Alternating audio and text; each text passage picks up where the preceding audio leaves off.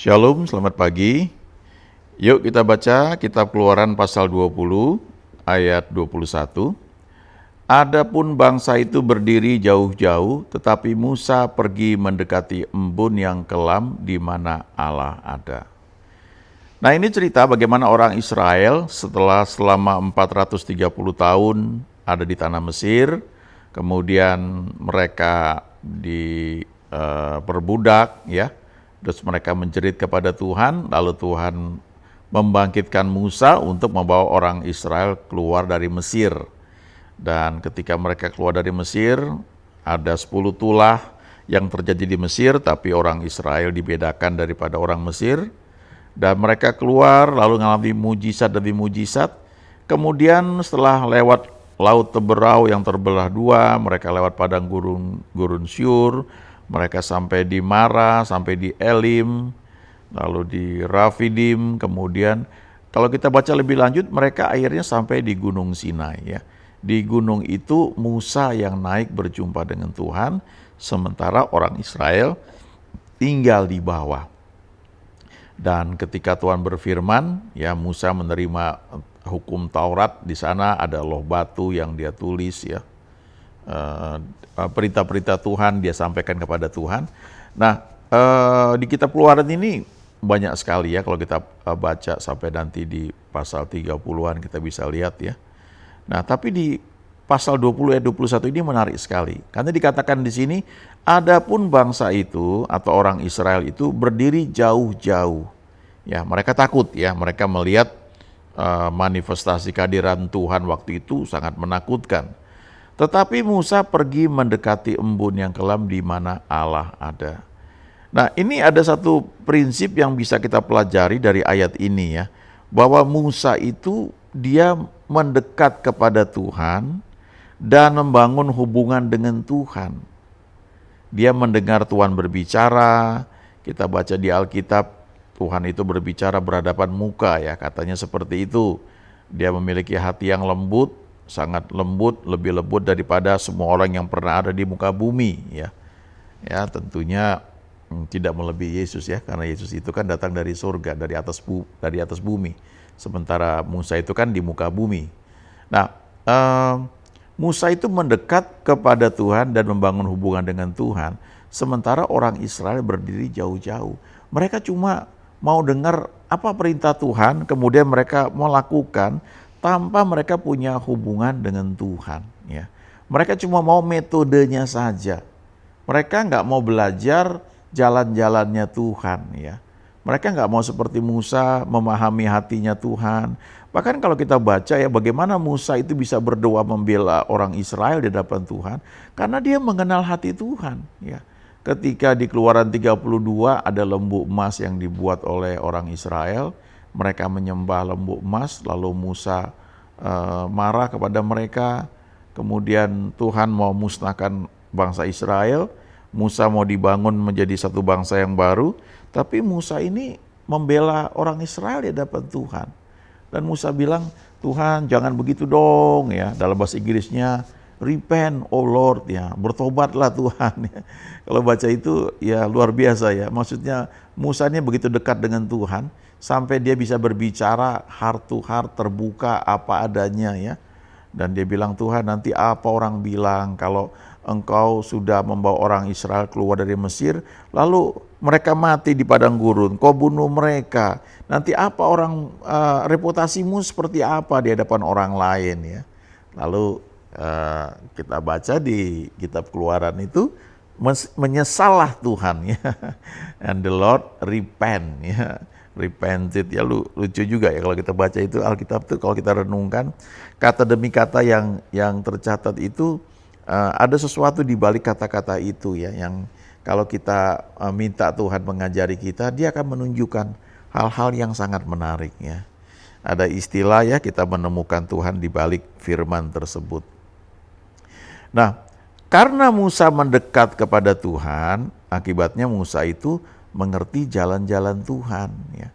Sementara orang Israel itu hanya menerima dan menyaksikan perbuatan tangan Tuhan.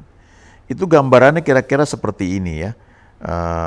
Bagi yang suka masak, ya, kalau dia mereka pergi ke restoran dan ada makanan yang enak, mereka akan bilang, ini bumbunya apa ya? Ini cara buatnya gimana ya? Kok makan daging ya misalnya bisa empuk ini seperti apa ya? Cara buatnya gimana ya? Ternyata daging itu misalnya direbus dulu ya beberapa jam sampai dia lembut, kemudian dicelup dalam satu air yang sudah diberi bumbu tertentu, campurannya harus seperti ini. Sehingga ketika daging itu tersebut kemudian digoreng, rasanya jadi enak sekali. Nah, kalau orang yang nggak suka masak ya dia pilih pokoknya terima jadi aja ya. Tinggal pergi ke restoran sudah jadi. Tapi kalau orang yang suka masak, dia ingin tahu cara buatnya bagaimana. Ya, sebagai contoh misalnya begini. Satu ketika kami satu keluarga lagi pergi, terus karena di perjalanan sudah waktunya makan siang, bahkan sudah lewat, akhirnya kami beli fried chicken ya, drive thru dari salah satu tempat makan ya, fast food yang terkenal. Lalu di situ ada pilihan ya, kita mau burger atau kita mau french fries atau nasi ya, atau ayam goreng. Lalu sebagian ya anak-anak saya ada yang milih ayam. Ayam pun ada pilihan nih yang digoreng ya, fried chicken tuh yang mau original atau yang crispy ya. Kalau saya suka yang original ya. Tapi beberapa yang lain anak-anak saya suka yang crispy. Lalu pakai nasi. Gak mau pakai kentang karena kalau di sini kentangnya nggak gitu enak dibandingkan dengan fast food yang lain ya. Dia sebut satu fast food yang memang french fries-nya enak ya. Nah, lalu burger juga begitu ya, burgernya di sini biasa aja. Tapi kalau kita beli burger yang di fast food yang itu lebih enak. Nah bagi orang yang memang ingin belajar ya, mereka cari tahu kenapa ya kentangnya kalau digoreng kok bisa jadi enak dibanding tempat lain. Ternyata tuh ada caranya, cara memasaknya. Kemudian kentangnya pilihannya seperti apa. Ya, kemudian hal yang sama juga kalau kita pergi ke kedai kopi ya. Saya karena suka minum kopi ya, tapi saya nggak suka yang kopi tok ya, pasti harus saya campur dengan susu, lalu pakai gula aren ya. Saya pelajari juga bagaimana cara membuatnya, mencampurnya, ya coba-coba di rumah lumayan lah ya. Agak penasaran gitu. Kadang-kadang kalau saya pergi ke berbagai kedai kopi, saya suka tanya, ini campurannya pakai apa? Saya lihat, oh dia pakai gula aren, oh dia pakai susu murni ya, saya juga pakai susu murni, tapi oh dia pakai creamer juga, dia pakai ada susu kental manis juga ya. Jadi kadang-kadang di tempat-tempat tertentu itu harganya bisa bervariasi, ada yang murah sekali ya, sama-sama kopi pakai susu, yang satu gulanya gula biasa, ada yang gula aren, ada yang susunya susu kental manis ya. Itu mempengaruhi tidak hanya rasa tapi harganya juga jadi beda. Ya. Nah ini contoh ya bagaimana kita tidak hanya menikmati tapi kita pengen tahu cara buatnya seperti apa. Nah orang Israel hanya mau hasilnya saja. Itu sebabnya mereka cuma jauh-jauh ya, mereka mau belajar metodenya aja. Hasilnya seperti apa? Tapi Musa ini bergaul dengan Tuhan, mendekat dengan Tuhan. Jadi dia tidak hanya tahu metode, tapi spirit di balik metode itu apa ya? Saya ingat dulu ketika ada fast food ya, fried chicken yang sangat besar ya, buka di Indonesia. Saya baru tahu belakangan itu ternyata orang yang mau membeli franchise-nya itu banyak sekali ya, ngantri. Tapi tidak semua bisa beli franchise-nya. Ya diseleksi dulu. Ya pertama punya kemampuan, punya uang yang cukup, tapi kemudian dilatih ya spiritnya itu. Jadi bukan sekedar orang tuh jualan ayam ya dengan bumbu yang enak ya, tapi ternyata ada satu sistem cara melayani, cara menyajikan sehingga orang yang mau beli franchise-nya ini bahkan harus ikut training dulu di Singapura ya, selama sebulan atau beberapa bulan ya. Dan dia mesti menjalani itu semua pekerjaan dari menggoreng ayam ya, menyiapkan french fries ya, semua sistem peralatan dipelajari, kemudian termasuk mencuci piring, mengepel lantai, ya, membersihkan meja. Kalau di luar negeri kan yang melayani cuma satu orang, jadi kalau selesai makan biasanya customer sudah terbiasa untuk membawa sisa makanan itu ke tong sampah yang tersedia, dan yang melayani ya kasir sekaligus merangkap menyediakan makanan itu, jadi terbantu sekali. Nah, jadi kalau di Indonesia kan banyak pelayannya, jadi bisa ngerjain banyak hal, tapi toh tetap orang yang mau dipercayakan bisa pegang franchise-nya itu, dia mesti nangkep spiritnya, bukan metodenya saja. Ya. Jadi spirit dibalik semua rangkaian pelayanan yang diberikan untuk menyajikan fast food ya, fried chicken dan makanan lainnya. Sama juga ya dengan bank ya. Kalau kita pergi ke berbagai bank yang ada di Indonesia ini, kita kan bisa melihat ya spirit bagaimana mereka melayani ya. Ada yang gesit cepat tapi agak tegang, kaku ya. Ada yang sangat welcome ya tetapi cenderung lebih lama. Ada yang membuat orang ngantri banyak sekali ya. Itu sebenarnya bukan sekedar melayani nasabah, tapi spirit di balik itu gimana? Ya, spirit servingnya itu seperti apa? Nah, Musa bergaul dengan Tuhan, membangun hubungan dengan Tuhan, sehingga dia tidak hanya tahu metode yang dia ajarkan kepada orang Israel, tapi dia mengerti hati Tuhan. Dan ini yang penting sebenarnya. Kalau kita baca di Mazmur 103 ayat 7, dikatakan di situ, ya, Mazmur 103 ayat 7, ia telah memperkenalkan jalan-jalannya kepada Musa, ya, perbuatan-perbuatan kepada orang Israel. Jadi Tuhan ini memperkenalkan atau mengajarkan jalan-jalannya, cara kerjanya kepada Musa. Ya.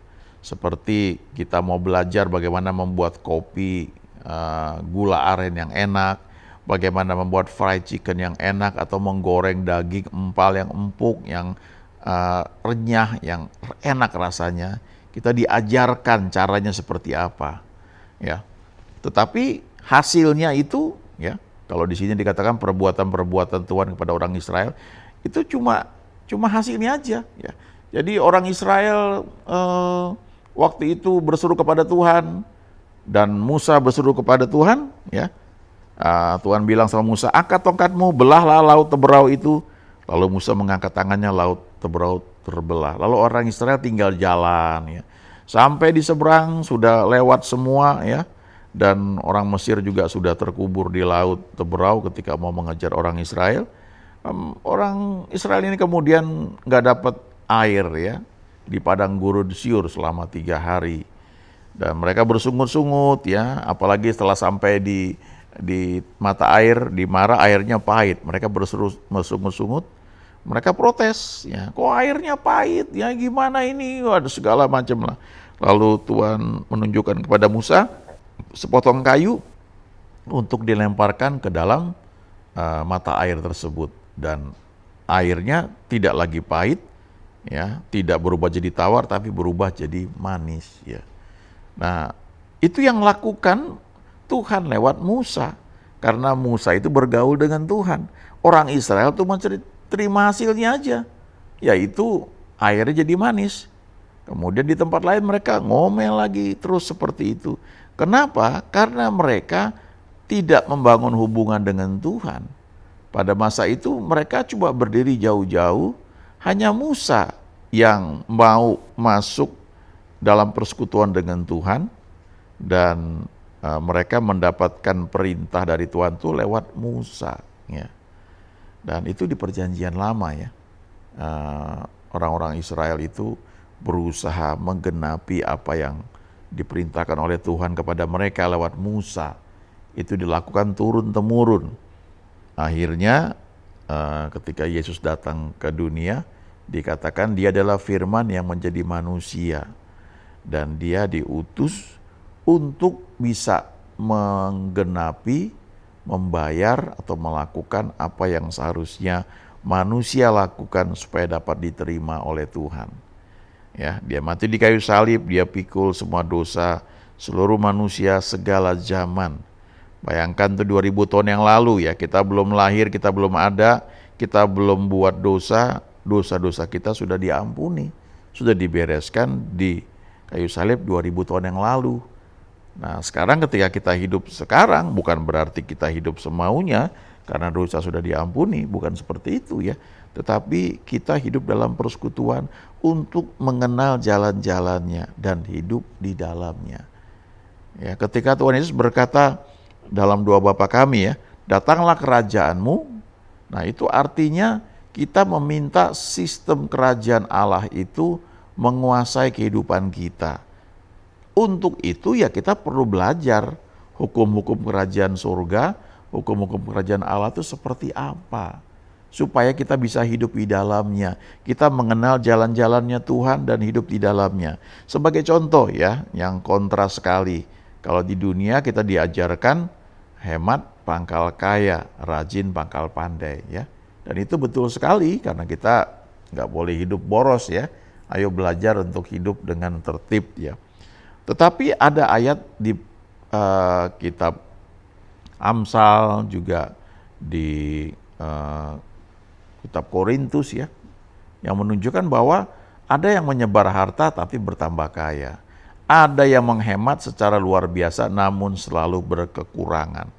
Ya, ini hukum surgawi, ya, hukum kerajaan Allah. Beda dengan hukum-hukum di dunia ini. Nah, Paulus juga bilang di 2 Korintus 9, dia bilang, camkanlah ini, orang yang menabur sedikit akan menuai sedikit juga, dan orang yang menabur banyak akan menuai banyak juga. Nah, ini bicara soal pemberian, soal generosity, kemurahan hati. Ya, tapi tentunya harus dalam tuntunan Tuhan. Karena Paulus bilang lebih lanjut, hendaklah masing-masing memberikan menurut kerelaan hatinya, ya, bukan dengan sedih hati atau karena paksaan, karena Allah mengasihi orang yang memberi dengan sukacita. Nah, artinya ada tuntunan dari Tuhan. Tapi waktu kita lakukan tuntunan dari Tuhan ini, yang nampaknya seperti melanggar hukum-hukum dunia, yang mengatakan hemat pangkal kaya, hukum yang dari surga ini bekerja. Hukum kerajaan Allah itu bekerja. Kita menabur banyak, menuai banyak. Ya, itu satu sistem. Nah, kita perlu belajar mengenal jalan-jalan Tuhan itu dan mengikuti jalan-jalannya itu dan hidup di dalamnya. Baru yang namanya favor, ya, itu terjadi dalam hidup kita. Ya, contoh lain lagi, saya sudah pernah cerita ini ya, mungkin di beberapa kesempatan. Waktu sekian tahun yang lalu, anak kami lahir di rumah sakit ya. Waktu itu mertua saya melihat anak kami ini tidak dipakai gurita, tidak dipakaikan gurita ya, karena pusernya tuh belum copot, ya, cuma dipakai apa namanya tuh ya, pakaian biasa aja tuh yang kain yang diikatkan kepada bayi. Nah, lalu mertua saya negur susternya, ya, susternya bilang, oh bu enggak, sekarang kita memang tidak pakai gurita ya. Tapi mertua saya menganggap itu salah, dan saya pikir ini juga salah ya. Jadi saya tulis itu surat ini, surat komplain ya, yang ada di kamar itu. Ya, pada tanggal sekian anak kami dibawa ke kamar tapi nggak pakai gurita. Ya, menurut kami ini lalai. Waktu saya lagi nulis itu, tiba-tiba ada nyanyian di hati saya muncul ya. Bapakku mengampuni orang yang bersalah padaku, sesuai firman-Mu, ku mengampuni, itu muncul ya. Lalu tiba-tiba saya sadar, oh ampuni saja. Ya, lalu saya coret itu, saya robek kertasnya, nggak jadi, saya ampuni. Nah, kalau secara aturan ya kita berhak untuk komplain, kan kita bayar di situ kan, kita perlu perlu menuntut untuk diberikan perlakuan dengan lebih baik. Tapi kadang-kadang juga kita mungkin nggak perlu lakukan hal itu, sebaliknya kita mengampuni ya. Itu hukum-hukum kerajaan Allah. Dan itu akan Tuhan ajarkan kepada kita kalau kita ini mendekat kepada Tuhan sama seperti yang dilakukan oleh Musa. Bukan kita berdiri jauh-jauh, kita cuma mendengar firman apa kata Tuhan lalu kita lakukan dengan kekuatan kita. Bukan seperti itu, tapi kita mendekat kepada Tuhan, membangun hubungan dengan Dia sehingga kita bisa melakukan apa yang Dia perintahkan kepada kita dengan kekuatan dari Dia. dengan sendirinya kita akan menikmati hidup dalam hukum-hukumnya Tuhan kepada kita. Amin.